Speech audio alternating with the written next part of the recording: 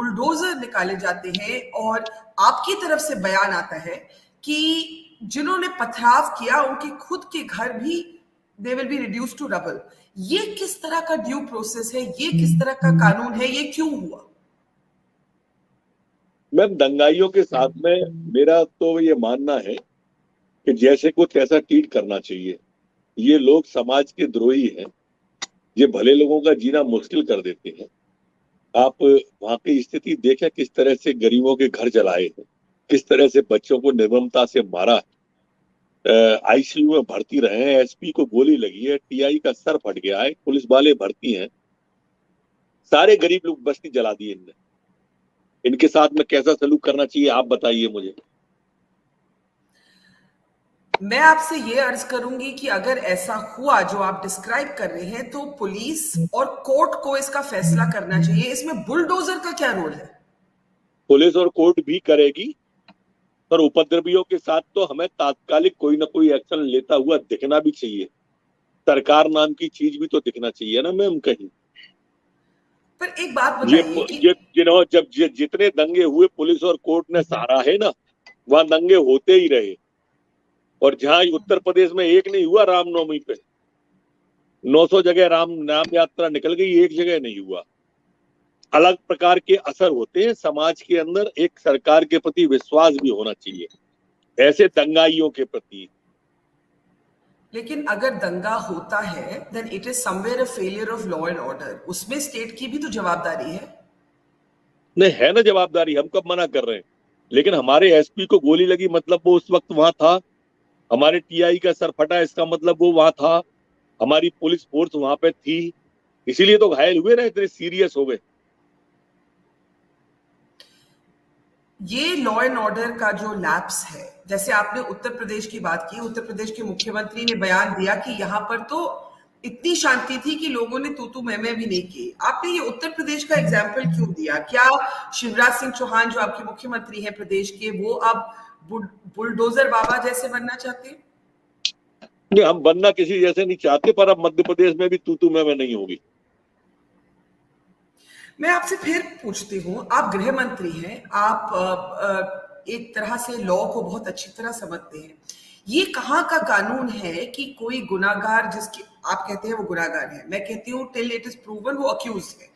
ये कहाँ का कानून है कि कोई अक्यूज्ड जो इंसान है उसके घर को जाके तोड़ दिया जाए? आप उसको एफआईआर दर्ज कीजिए, आप इन्वेस्टिगेशन कर दिए और कोर्ट तय करेगा कि वो इनोसेंट या गिल्ट है। जो नियम प्रक्रिया से अतिक्रमण है, जिनका अतिक्रमण करके जो मकान बने हुए हैं, वो तो टूटेंगे जब कानूनी कार्रवाई होगी। सारी प्रक्रिया कानून की पूरी की गई है उसमें। ये इंक्रोचमेंट ड्राइव है कि ये आप दंगेओं को, जो राइटर्स हैं, जिनको आप राइटर्स कहते हैं, उनको दंड देने की ये दोनों प्रकार की तीनों प्रकार की कार्रवाई है। वो बिना अनुमति के है, नगर पालिका अधिनियम का वायलेशन है, सरकारी जमीन पे कब्जा है, सारी चीजें हैं उसमें। आपका एक बयान था, आपके बयान के कुछ घंटों बाद ये कार्रवाई हुई।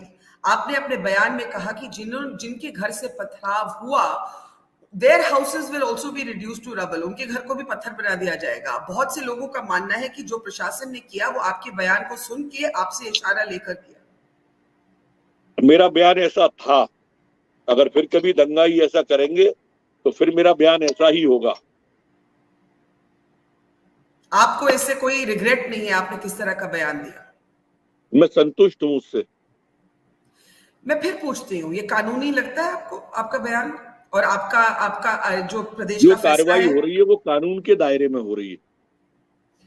आपने उत्तर प्रदेश की एग्जाम्पल दी। उत्तर प्रदेश में भी सुप्रीम कोर्ट, आपने ये देखा होगा, आप तो बहुत ही एक्सपीरियंस्ड पॉलिटिशियन है, पॉलिटिकल लीडर है।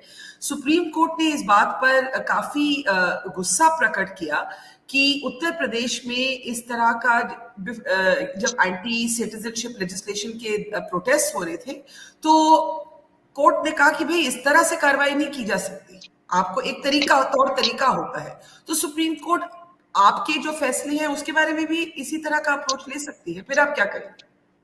सुप्रीम कोर्ट की आदेश का अक्षर से पालन करेंगे, अक्षर से पालन करेंगे। जमीन पे, हाँ, बहुत से लोगों ने कहा कि सिर्फ मुसलमानों के घरों को डिमोलिश किया गया है, इसके बारे में आप क्या कहेंगे? मैं जानती हूं प्रशासन कहते हैं कि मिक्स्ड इंक्रोचमेंट ड्राइव है, दोनों ही धर्मों के जहां भी इलीगल स्ट्रक्चर्स थे वहां पर डेमोलिशन हुई है, आप क्या कहेंगे? हमने मुसलमान समझ के कुछ नहीं किया, हमने दंगाइयों का काम किया है। जो अतिक्रमण में थे, बिना इजाजत थे, जो विजुअल और फुटेज में आ रहे थे, उस सब में किया। आप हमें बता सकते हैं कि आपके मुताबिक, आपकी कार्रवाई के मुताबिक ये जो क्लैशेस हुए ये क्यों हुए? क्योंकि दो वर्जन आ रही है। एक वर्जन में कहा जाता है कि जो डीजे म्यूजिक चला रहे थे वो अजान से क्लैश हो रहा था और उसमें कुछ एंटी मुस्लिम गाने भी थे। दूसरी तरफ से ये बयान आ रहा है कि मस्जिद में कुछ लोग थे, उन्होंने पथराव पहले किया। इन दो वर्जन्स को देखते हुए आपकी गवर्नमेंट की अपनी असेसमेंट क्या है? मस्जिद के अंदर से पथराव हुआ प्रारंभ। क्या कारण था इसका? ये वो जाने, अब धीरे धीरे सामने आएगा कारण। और कारण तो जो देश में 12 जगह हुआ है वही कारण यहाँ है। लेकिन अगर आप देश में देखिए, आपने भी वो वीडियोस देखे होंगे, बहुत से वीडियोस में मुसलमानों के खिलाफ गाने भी चल रहे हैं डीजे के साउंड सिस्टम से। नहीं, ऐसा नहीं, रामनवमी वाले में ऐसा नहीं है, मुसलमानों के खिलाफ कुछ नहीं चल रहा है। नहीं, मैं खारगोन की बात नहीं कर रही, आपने कहा देश में जगह जगह जो चीजें हुई, मैंने कहा ऐसे वीडियो भी आए हैं। मेरे को पूरी जानकारी सिर्फ खरगोन की है। तो खरगोन में आपको क्यों लगता है जो हुआ? आपने कहा कि मस्जिद से पथराव हुए, मैं फिर आपसे पूछती हूँ, अगर लॉ एंड ऑर्डर में कुछ गड़बड़ होती है तो उसमें स्टेट की जिम्मेवारी नहीं है? पूरी जिम्मेदारी है।